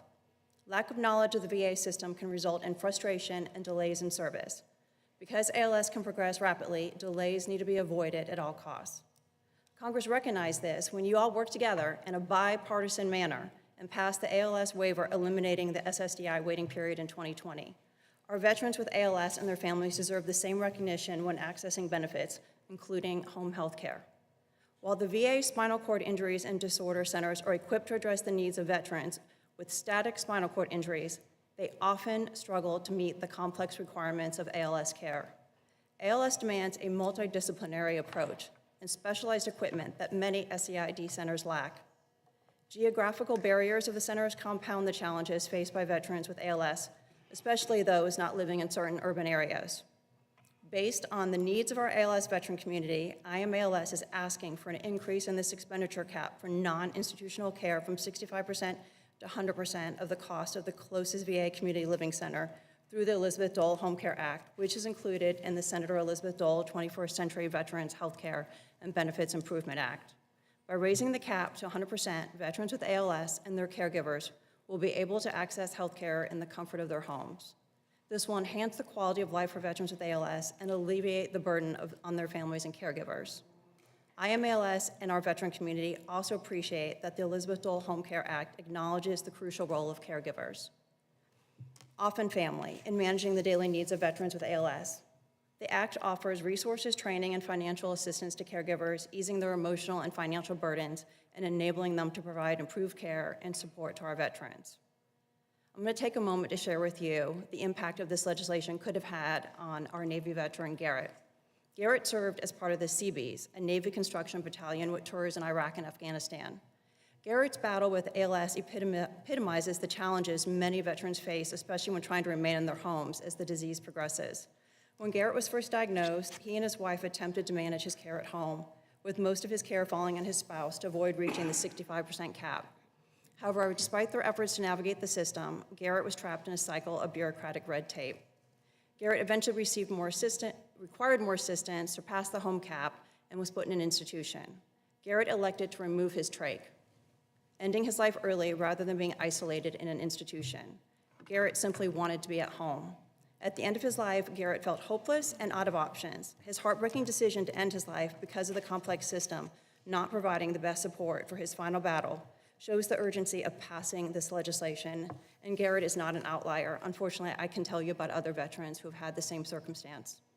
Through the Elizabeth Dole Home Care Act, you can improve the quality of life for veterans living with ALS and their caregivers, as it provides them with flexibility in how they receive care. I'll end. I know I hit my time. I don't want to go over. Thank you, Ms. Otay. Now we recognize Dr. Jenny Karatley, representing the American Federation of Government Employees. Dr. Karatley, it is also the Director of Spinal Cord Injury Clinical Research for the VA Palo Alto Healthcare System. Doctor, you are recognized for 5 minutes to deliver your testimony. Chairman Bost and Ranking Member Takano and members of the House Committee on Veterans Affairs, thank you for inviting the American Federation of Government Employees, AFGE, to participate in today's committee hearing on meeting the needs of spinal cord injury and disorders veteran community. You've just introduced me, so I'll skip that. I'm a member of the AFGE since 2009. AFGE's National Veterans Affairs Council represents more than 302,000 AFGE VA employees. My role at VA as a research health scientist in the SCID Center at VA Palo Alto since 1991, with more than 30 years of experience conducting research on clinical issues affecting people with spinal cord injury. In addition, I'm on the faculty of the SCI Medicine Clinical Fellowship Program and a member of our SCID Center Leadership Council. As you have been hearing, I'll reiterate, the VA Palo Alto SCID Center is one of the 25 VA SCID centers that offer lifelong, comprehensive, integrated, coordinated care, including primary care, rehab, emergency care, acute medical and surgical care, mental health care, and home care, aimed at supporting the veteran as a whole person with services that reintegrate veterans in the community. Care is also delivered via telehealth, which VA Palo Alto pioneered in 2000 and has expanded tremendously to enhance access to VA services remotely. SCID providers include physicians, nurses, psychologists, social workers, physical therapists, occupational therapists, recreation therapists, who coordinate care with many disciplines such as pharmacy, radiology, urology, orthopedics, plastic surgery, and many other clinical services. The expertise of the interdisciplinary care team and breadth of services available makes the VA SCID network based on a hub-and-spokes model, the most comprehensive healthcare system for people living with SCID in the U.S. Primary care physicians need special training to serve the specific needs of this patient population, as they must be able to diagnose and treat an array of problems that may present differently, such as bone fractures and infections. They also must be trained to recommend appropriate preventive care screenings and manage comorbidities, such as metabolic and musculoskeletal disorders, in collaboration with other specialists. Most physicians in the VA SCID centers pursue an additional year of specialty training through SCI medicine fellowship programs, and VA plays an important role in these training programs in collaboration with academic affiliates. However, more needs to be done to encourage young clinicians to enter the field of SCI medicine. Of the approximately 31, 32 positions in SCI clinical fellowships, usually fewer than 20 positions are filled in any given year. Another unique aspect of the VA system is the large and very active research enterprise, which I'm part of. Clinical research conducted at the VA Palo Alto, SCID Center, and other VA centers can drive improvements in care delivery that also may benefit non-veterans living with spinal cord injury and disorders and contribute to best practices. One of my current projects is a collaboration with the Minneapolis VA to evaluate a novel wheelchair that provides mobility while standing. This adaptation will allow greater time in an upright position and thus reduce the risk for pressure injuries, improve blood flow and bladder and bowel function, reduce spasticity and pain, as well as enhance functional capabilities of the user. VA Palo Alto also was involved in the multi-site VA research to explore the effect on quality of life with exoskeleton-assisted ambulation, as well as a project a few years ago to implement and evaluate a model of vocational rehab to return individuals with SCID to employment. Other recent projects that I've been involved with include exploration of video gaming as a mode to elicit upper extremity muscle activation, and a current study to improve evaluation of fracture risk by determining a reliable method to measure bone loss at the knee, a common fracture site. Through its research and clinical care initiatives, VA is at the forefront of improving clinical outcomes and quality of life for veterans and all people living with spinal cord injuries and disorders. However, more can be done to strengthen the VA SCID system. There's a great need, as we've been hearing, for increased staffing for SCID services. Staffing requirements for SCID centers should reflect the high acuity and complexity of care needed, which often requires specialized certification and advanced training. The high acuity of care creates burnout, and younger clinical staff often leave just as they've gained sufficient skills to perform all their duties. Additional retention incentives are needed to address vacancies and turnover, with specialty pay as a high priority. In summary, the VA's SCID model provides uniquely comprehensive and integrated services delivered by highly knowledgeable teams of specialists that do not exist in the private sector. While the Mission Act increased access to non-VA facilities, use of VA and non-VA care has the potential to increase unintended duplication of services, costs, and fragmentation of care. And the risk of inadequate care is a great concern for veterans with SCID because of the need for specialized expertise. In addition, non-VA providers lack access to VA resources such as medical equipment and a wide array of adaptive products, often created for each individual for his or her specific needs. Care should be taken to ensure that increasing privatization of VA services does not upend the VA's specialized SCI care model that provides an array of integrated services and supports research used to develop best practices for all people living with spinal cord injuries and disorders. And thank you very much for this opportunity. Doctor, thank you for your testimony. We're going to now go to questions, and I recognize myself for 5 minutes. Mr. Blake, PVA, in PVA's opinion, why is it necessary for Congress to pass H.R. 8371, the Senator Elizabeth Dole 21st Century Veterans Healthcare and Benefits Improvement Act, to continue improving services for your membership? Thank you, Mr. Chairman, for the question. So a lot of our members rely on home care services, home-based services. The Veteran-Directed Care Program is a very popular program for our members where it's available. The Elizabeth Dole Act would make those opportunities much more available. It would eliminate the 65% cap. It would allow our members to be at home where they want to be and receive the care that they need and not end up in simply a facility. It would just improve their independence and opportunities. So I think if the bill doesn't get passed, then our members will continue to struggle along, or we're going to end up in a situation like the lady from IMALS mentioned. Those are totally unacceptable circumstances. That should never happen simply because of some arbitrary cap or some limitation on home care services that are available. Thank you. Ms. Sostak, can you explain why VA must ensure that accessibility and safe contracted exam facilities are available right away for veterans with ALS? Sure. Thank you for the question. ALS progresses quickly, not for everybody, but for many. And some veterans have limited mobility at the time of their diagnosis. And so for that, we believe that contracted exam facilities must be accessible. And I think we heard earlier testimony saying that is sometimes and very often a challenge. And we need to make sure that they get in quickly before their disease progresses more, and we're able to hopefully mitigate the rapid progression of that disease. Thank you. Mr. Blake, VA told the committee staff that they were operating at about a 9% vacancy rate for the clinic staff. I think in your testimony you said that you probably don't believe that. What do you believe it actually is? Well, let me correct it. I don't believe that that's not true. We simply think it's not true. We survey the system of care every month for its bed and staffing. And according to our own medical services records and our team that surveys that system, we believe that vacancy rate is closer to 30%, not 9%. Do you think that the VA has the staff needed to safely care for the groups, for this group of veterans? Well, I could just simply say no. That would be too easy. But the answer is no. Yeah. Clearly it's not, because the system is actually being drawn down. It's not being expanded at all.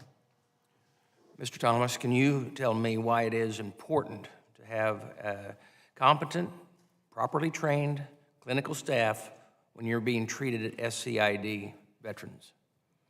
Thank you for that question, Mr. Chairman. So I can simply say that, our lives, my life, the life of our members are in their hand. So we really need them to be able to diagnose us when we come in, because only thing that we know is something's going on. We can't tell exactly what it is, but we need to rely on these doctors and nurses to tell us what is going on, and not just simply provide us with some medication to say, I'll see you next time. Check back with me in a week. I think you said in your opening statement that, we know VA wants to provide this.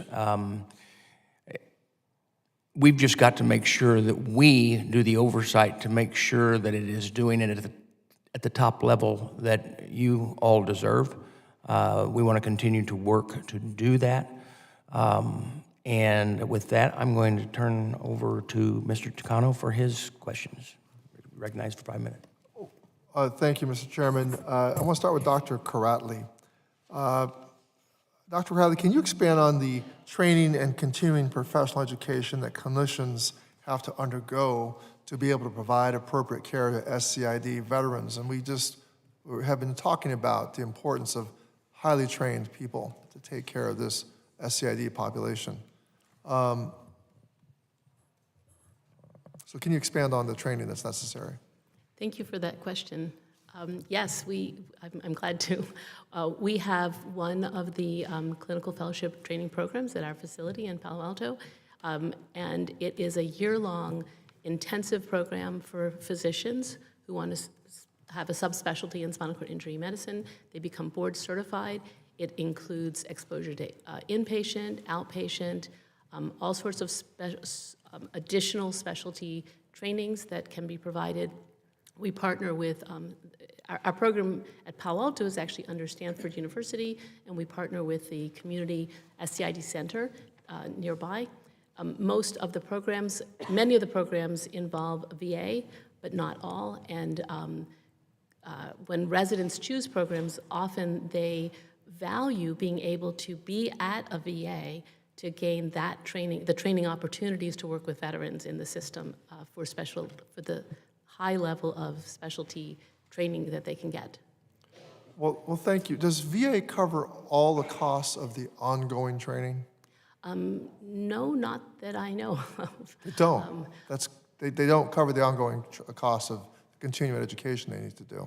No, the various professionals have requirements for ongoing training. For instance, physicians have to recertify board training.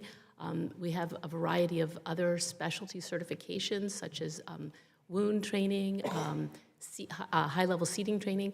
I think there's some funds available, but it certainly doesn't cover all of it.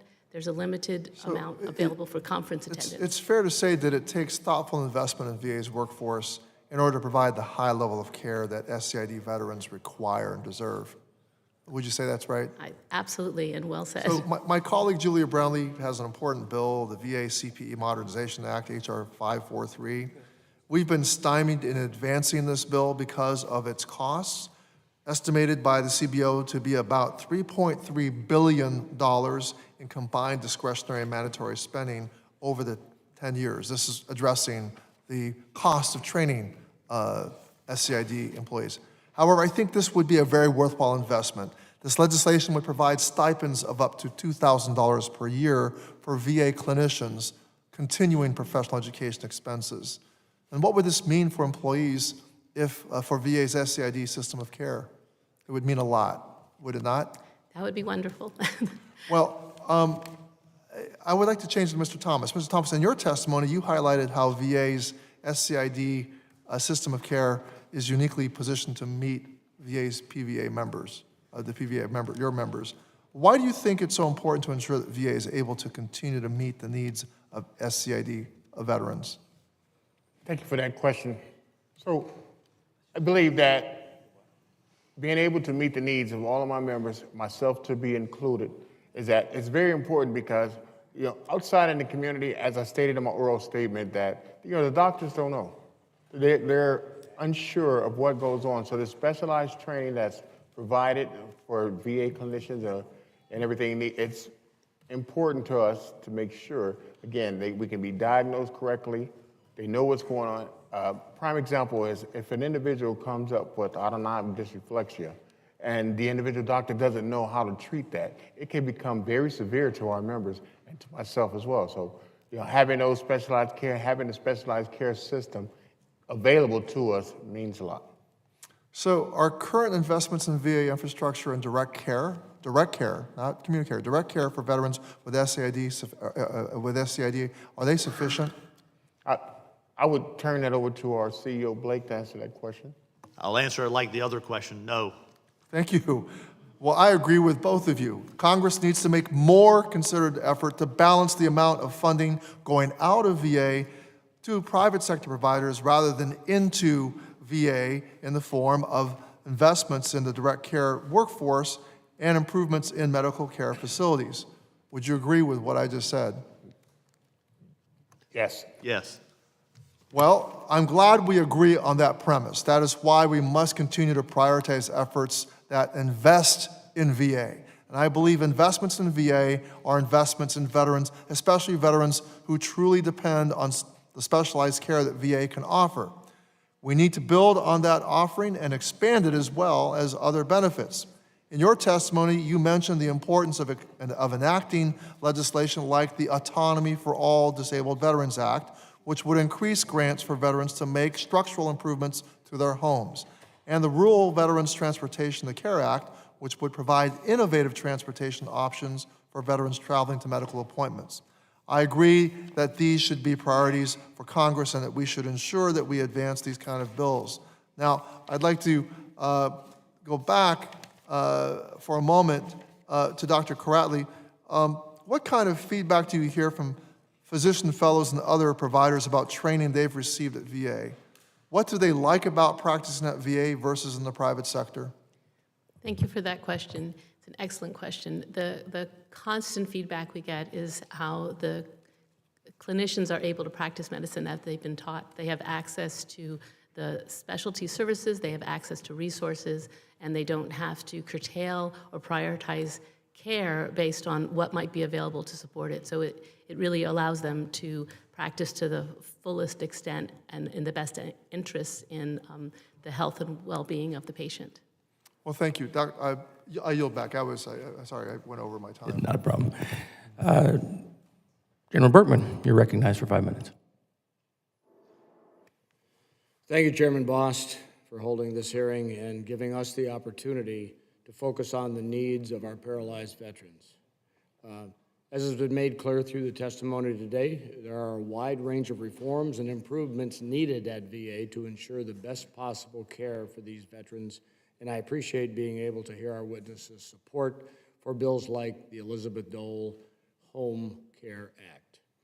My focus today will be on VA's annual health assessments for spinal cord injured and disabled, or SCID veterans, as well as access to assistive devices to promote mobility and independence. As a note, when you were talking, Doctor, you talked about inactive versus active care, and I would suggest to you that things like an assistive wheelchair to stand and all that is outstanding. It enables that patient, but I also believe that on the active side, things like the exoskeleton probably promotes more active care, but I'll leave it to the scientists to decide that.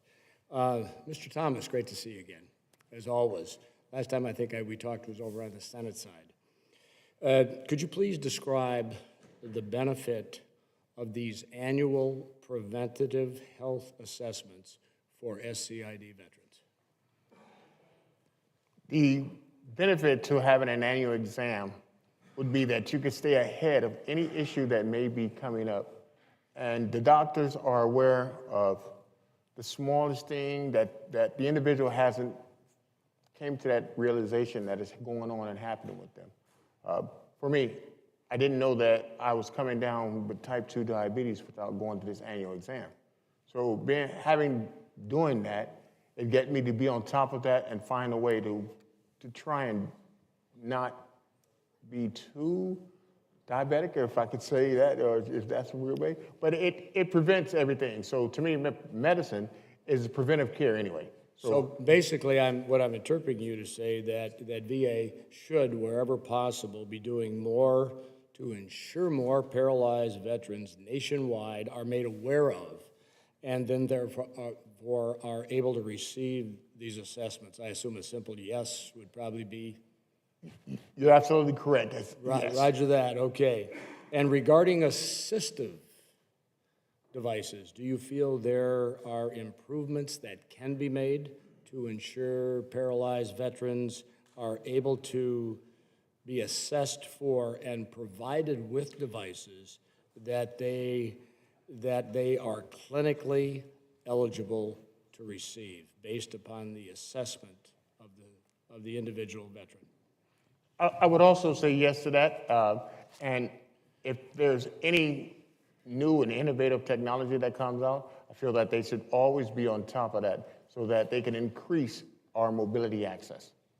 Perfect. You know, as veterans, we know what we've been subject to some interesting new technologies over the course of our careers, and let's keep it to the good ones and advance capabilities and a better life for others.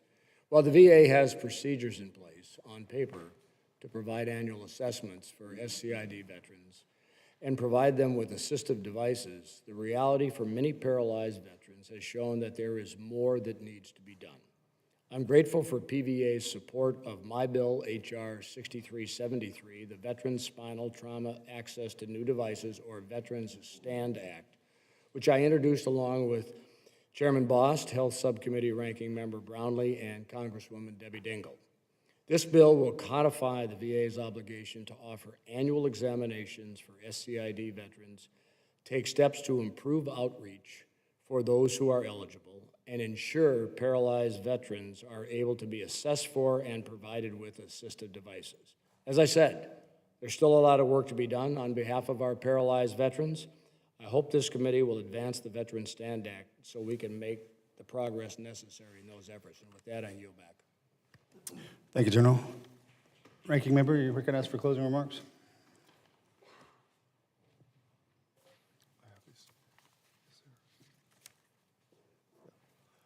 Thank you, Mr. Chairman. Chairman Bost raised concerns at our budget hearing in April about significant year-to-year increases in VA's overall budget. I would love to work with the chairman to address this unsustainable trajectory, as it's pretty clear that community care is placing the biggest strain on VA's budget. The chairman and I seem to have fundamental philosophical differences about whether community care should be funded at the expense of other veterans' policy priorities. H.R. 8371, the Veterans Package, would throw another $1 billion at community care in the short term, and at least $3 billion if we extend temporary authorities beyond the sunset dates included in the bill. I'm sorry, I just cannot in good conscience throw more good money after bad and further expand community care eligibility. Especially not when VA is already proposing to transfer as much as $10 billion from direct care and VA facility infrastructure to community care in fiscal year 2025. PVA members are among the most medically vulnerable veterans VA serves, and they will suffer the most if Congress does not properly fund the VA direct care system by investing in VA's workforce and medical facility infrastructure. Now, it's up to the chairman to put the bill on the floor that can pass. And I've been very clear about my concerns. We are in agreement on about 95% of the provisions in H.R. 8371, including those taken from H.R. 542, the original Elizabeth Dole Home Care Act, which passed the House more than 6 months ago. However, if we want to act quickly, the Senate should pass Congresswoman Brownlee's bill right now. Then we can actually spend time on the provisions that need more work and that have received very little progress, including getting updated stakeholder input and more information on the true cost of provisions that are going to have lasting impacts on VA's ability to deliver care. Thank you, Mr. Chairman, and I yield back. Thank you, Mr. Takano. I would like to thank the witnesses for coming today. I would like to thank the veterans and the veterans' families that are in the audience for your service and everything that you've provided for the great country that we live in. We would not be able to do our work in this committee without each and every one of you. I want to say again that many of the issues raised today will be addressed with the passage of H.R. 8371, the Dole Act. I ask unanimous consent that all members shall have 5 legislative days in which to revise and extend their remarks and include any extraneous material. Hearing no objections, so ordered. The hearing is now adjourned.